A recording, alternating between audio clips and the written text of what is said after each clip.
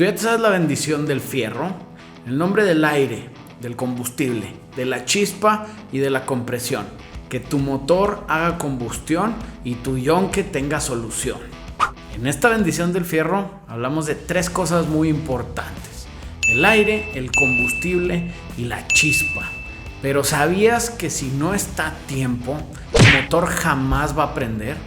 Pues por eso hoy vamos a hablar del ignition timing o el tiempo de ignición. Voy a decirte qué es, por qué es tan importante en los motores y por qué es fundamental si quieres empezar a modificar tus garras. Primero lo primero, ¿qué es el ignition timing?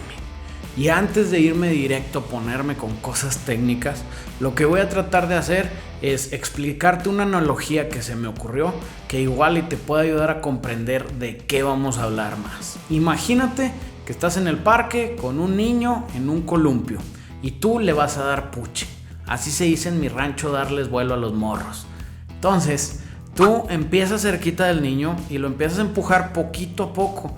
Te vas haciendo hacia atrás y tú tienes que ir midiendo cuándo empujas al niño, porque tienes un problema muy grande.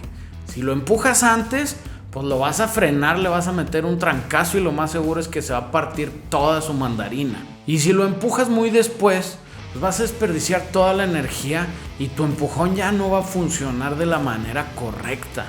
Esto es más o menos como funciona el combustible, la ignición adentro de la cámara de combustión. Y aquí, en donde tiene que ver el ignition timing, es tú que decides cuándo vas a hacer el empujón. Porque no es nada más empujarlo. Tienes que primero tomar la decisión.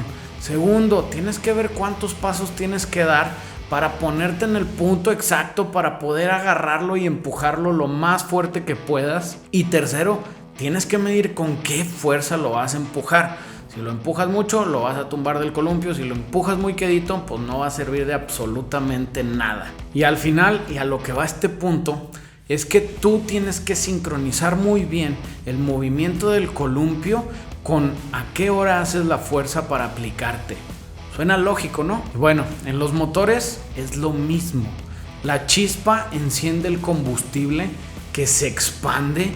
Ese sería el puche o la fuerza que empuja. Y el pistón, donde aumenta la presión, se empieza a mover otra vez hacia abajo. Ese sería el columpio. Bueno, ahora sí, que ya se explicó de la manera más sencilla, vámonos directo a los datos técnicos. La mayoría de los motores de combustible funcionan con 4 tiempos. Primero, el pistón baja, succiona aire mezclado con combustible. Después, el pistón sube, comprime esa mezcla y ahí es cuando la bujía lo enciende. Este tiempo es el que nos importa. Después, una vez encendido, los gases de la mezcla se expanden muy rápidamente y el pistón y la presión vuelve a bajar. Después de eso, el pistón vuelve a subir para expulsar todos los gases que sobran de la combustión. Como les dije, a nosotros nos importa justo el tiempo entre el stroke de compresión o el tiempo de compresión y el tiempo de expansión, que es cuando vuelve a bajar, porque el tiempo de ignición afecta exactamente cuando la bujía se enciende.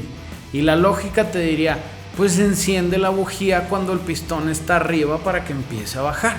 Pero tenemos un detalle: el combustible no se enciende inmediatamente, funciona más como una onda. Empieza en donde la bujía chispea y se va expandiendo poco a poco hasta que llega a quemar lo más posible del volumen de la mezcla. Esta ignición sucede muy rápido, pero el motor también va girando muy rápido. Entonces, si tú prendieras la bujía en el punto muerto superior, lo que va a pasar es que no vas a producir la suficiente potencia. Por eso, lo que se les ocurrió a los ingenieros fue avanzar el tiempo de ignición. Lo que vas a hacer va a ser que vas a encender la bujía un poco antes de que el pistón esté en el punto muerto superior.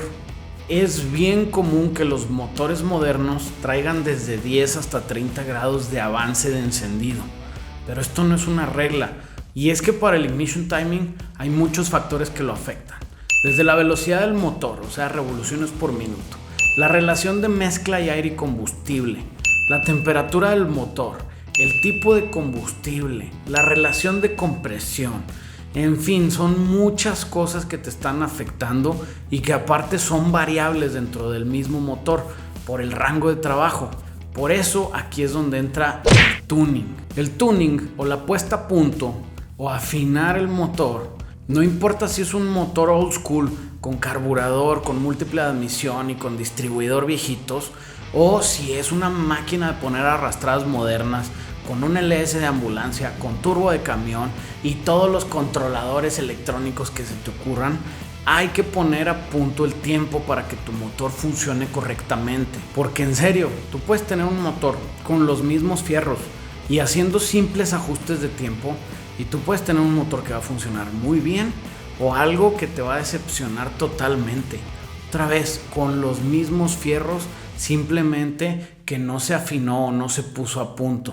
Y es que el tema del tiempo es que si tú lo enciendes muy tarde o está retardado el tiempo, lo que va a pasar es que la mezcla no se va a encender por completo cuando el pistón ya vaya abajo. Se va a perder la compresión, no vas a quemar por completo el combustible y no vas a producir nada de potencia. Y de la otra forma, si tú avanzas mucho el tiempo, vas a generar algo que se llaman detonaciones, porque tú vas a generar mucha presión antes, todavía cuando el pistón va subiendo, y eso es una receta para destruir los motores completamente. Por eso tienes que ponerlo exactamente en donde le gusta a tu motor. Y aquí viene el otro tema muy grande. Y sí, ya te escuché. Pues Memo, avanza el tiempo lo más que se pueda hasta justo antes de que empiece a hacer detonaciones. Y así vas a producir lo mayor de potencia que puedas. Pues sí, también suena lógico. Pero aquí es en donde entran todas las variables de las que te decía. Una de ellas, las revoluciones por minuto. Si tu motor va muy rápido, el combustible no va a tener el mismo tiempo para encender, va a tener menos tiempo, por lo tanto tienes que avanzar el tiempo un poco más. La otra es la temperatura del motor. Si tu motor está más caliente, tu combustible se va a calentar más y va a ser propenso a que puedas tener detonaciones fuera de tiempo. Entonces tienes que hacer ahí ajustes correctos para que encienda bien. La otra es el tipo de combustible y la relación de compresión que tienes. Porque sí, los combustibles prenden a diferentes velocidades. Si tú comparas el E85 con la gasolina, prenden diferentes. Y si comparas el nitrometano, pues es otra cosa completamente distinta. Por eso, dependiendo del tipo de motor, del tipo de combustible, tienes que hacer ajustes de tiempo. Y lo último, que es el más común de todos, es la carga del motor. Porque no es lo mismo ir a 3000 revoluciones en una autopista bien tranquilo, con 20% del acelerador, sin ningún problema, a ir a 3000 revoluciones dándote un jalón con una caribita correlona, intentando de que no te pongan una arrastrada con la chancla hasta el fondo. Lo que tú esperas del motor y el tiempo de ignición en esos dos escenarios va a ser muy diferente.